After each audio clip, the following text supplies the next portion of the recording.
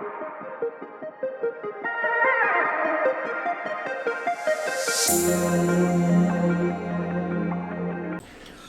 Morning everyone, welcome to my channel. आप सभी का स्वागत है मेरे चैनल पे। आशा करता हूँ कि आप सब अच्छे होंगे और आप लोगों का कल प्रॉफिट हुआ होगा। तो चलिए देखते हैं कि कल हम लोगों ने मार्केट में किस लेवल पे डिस्कस किया था और मार्केट ने हमारे लेवल्स को कितना रेस्पेक्ट किया है, और आज के लिए जो हमारा बेस्ट प्रोबेबिलिटी ट्रेड होगा उसके बारे में आगे डिस्कस करेंगे। तो कल हम लोगों ने डिस्कस किया था कि मार्केट अगर फ्लैट खुलता है, ऊपर चलता है, या अगर मार्केट गैप अप खुलता है तो यहाँ पे हमारा जो एक रेंज था तो इसके ऊपर ही मार्केट खुला, और हमारा जो पहला टारगेट था वो 44,690 का था। और मैंने आप लोगों को बोला था कि अगर ये 44,690 के ऊपर अगर सस्टेन करता है और यहाँ पे अगर एक ब्रेकआउट देता है तो हमारा जो सेकंड टारगेट है वो 44,900 से 950 तक हो सकता है। तो आप देख पा रहे होंगे कि मार्केट ने पहले ही हाफ में हमारा टारगेट दे दिया, और यहाँ पे जब इसने रिजेक्शन लिया और इसने इस कैंडल के लो को ब्रेक किया तो मैंने अपने जितने भी कॉल के पोजीशंस थे उसको मैंने एग्जिट कर दिए, और मैंने यहाँ पे कहीं भी कोई भी ट्रेड नहीं बनाया। उसके पीछे रीज़न ये था कि मार्केट कल एक्सपायरी था, तो ये यहाँ से अगर नीचे आ रहा है यहाँ पे एक सपोर्ट ले सकता था और यहाँ से ऊपर जा सकता था। तो मार्केट में यहाँ पे नीचे कई सारे सपोर्ट थे। तो आप ये देख पा रहे होंगे कि मार्केट में जो बेरिश मूवमेंट आया इसमें कुछ इतना खास प्रीमियम नहीं बढ़ा।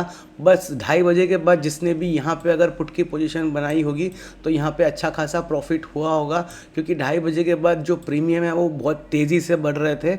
मैंने भी वहाँ पे एक पुट की पोजीशन बनाई और मेरा भी थोड़ा अच्छा प्रॉफिट हो गया। तो कल के दिन बहुत अच्छा था मार्केट। मैं आपको ये नहीं कहूँगा कि जो बेरिश मूवमेंट है ये रैंडमली आया है, बस इसके पीछे का लॉजिक ये है कि मार्केट में बहुत सारे लोग जो है बायर्स यहाँ पे एक्टिवेट हो गए थे, और जो रिटेल ट्रेडर्स थे उन्होंने ज़्यादा मतलब अगर आप ओपन इंटरेस्ट देखते हैं, ओपन इंटरेस्ट आप फॉलो करते हैं तो आपको बहुत सारी चीज़ें वहाँ पे समझ में आती है। तो चलिए देखते हैं कि आज के लिए हम लोग किस लेवल पे ट्रेड कर सकते हैं और हमारा जो बेस्ट ट्रेड होगा वो क्या होगा।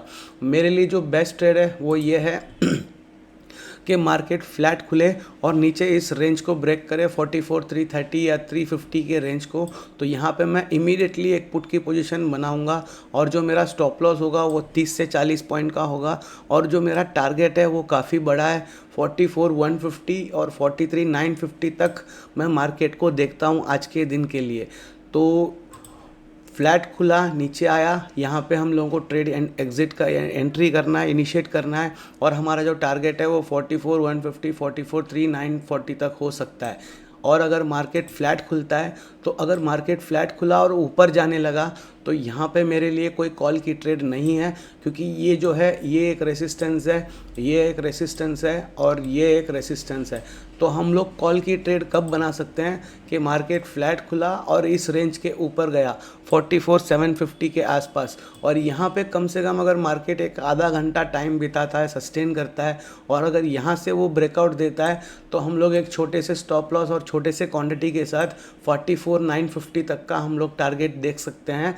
जो मैक्सिमम ये पॉसिबल नहीं है कि मार्केट ऊपर जाए, अगर जाता है और इस तरीके से पैटर्न बनाता है तो यहाँ पे हम लोग को 200 से 250 पॉइंट का टारगेट मिलेगा। इसके ऊपर मैं कोई टारगेट नहीं देख पा रहा हूँ कल के लिए। तो ये कल के लिए हमारा जो मैक्सिमम टारगेट है कॉल के साइड में अगर बनता है तो 44,950 का है। और हमारा जो अगला बेस्ट सिनेरियो वो ये है कि मार्केट गैप डाउन खुले 44,350 300 250 के आसपास, और यहाँ पे आपको बस इतना करना है कि एक 5 मिनट के कैंडल को बनने देना है जो रेड कलर का बनेगा। तो उस कैंडल के हाई को आपको स्टॉप लॉस बनाना है, और आपका जो टारगेट है वो कम से कम 43,950 तक भी हो सकता है। और यहाँ पे और एक भी चीज़ है आपको देखना है और समझना है कि मार्केट अगर गैप डाउन खुला तो ये जो 44,150 है या 250 जो भी रेंज है ये एक सपोर्ट का भी काम कर सकता है। तो मार्केट यहाँ पे आके यहाँ से ऐसे भी जा सकता है। मैं ये नहीं बोल रहा कि फ्लैट गैप डाउन खुला और नीचे आया तो ये सीधा ऐसे आएगा, क्योंकि यहाँ पे क्या होगा, जितने भी लोगों ने कल अगर पुट की पोजीशन होल्ड की होगी तो वो लोग अपना जो प्रॉफिट है उसको बुक कर सकते हैं। तो उसके वजह से मार्केट एक अप मूवमेंट दे सकता है और फिर नीचे आ सकता है। तो यहाँ पे हम लोगों को, इसीलिए मैं हमेशा बोलता हूँ कि आपको एक स्ट्रिक्टली स्टॉप लॉस लगाना चाहिए।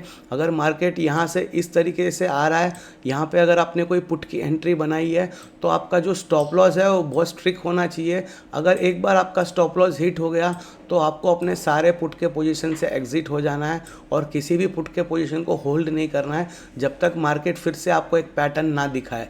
तो ये याद रखिएगा, मार्केट गैप डाउन खुला और एक 5 मिनट का कैंडल बना, उसके हाई को आपको स्टॉप लॉस बनाना है। अगर इन केस आपका जो स्टॉप लॉस है वो हिट हो गया तो यहीं से आपको पुट की पोजीशन से एग्जिट हो जाना है। आपको मार्केट के साथ झगड़ा नहीं करना है कि नहीं ये अब यहाँ से नीचे आ सकता है, ये यहाँ से नीचे आ सकता है। अगर दोबारा आपको एंट्री मिला तो दोबारा आप एंट्री कर लीजिएगा, बट अगर स्टॉप लॉस हिट होता है तो उसको आपको 100% एक्सेप्ट करना है। और अगर मार्केट गैप अप खुलता है, जो पॉसिबल नहीं है, फिर भी मार्केट है, कुछ भी हो सकता है। अगर मार्केट गैप अप खुला 44,750 के आसपास तो यहाँ पे आपको एज यूजुअल जो मैं बोलता हूँ कि रिटेस्ट पे आप एक कॉल की पोजीशन बना सकते हैं।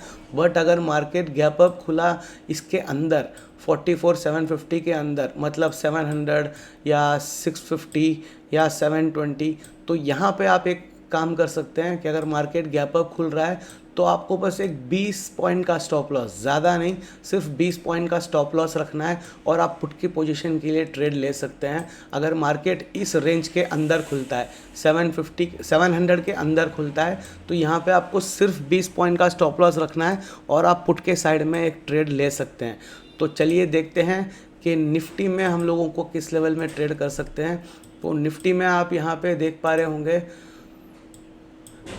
बहुत सिंपल मैं आपको बताऊंगा निफ्टी में, क्योंकि मेरा जो आज का ट्रेड है वो ज़्यादातर बैंक निफ्टी और निफ्टी में है, लेकिन मैं निफ्टी ज़्यादा आपको बेरिश दिख रहा है बैंक निफ्टी से, क्योंकि आप यहाँ पे देखिए कि बैंक निफ्टी जो है अपने एक प्रीवियस क्लोज के पास बंद हुआ है, लेकिन निफ्टी ने जो है अपना प्रीवियस क्लोज के नीचे क्लोजिंग दी है। तो निफ्टी में थोड़ा सा ट्रेड और भी अच्छा बन सकता है।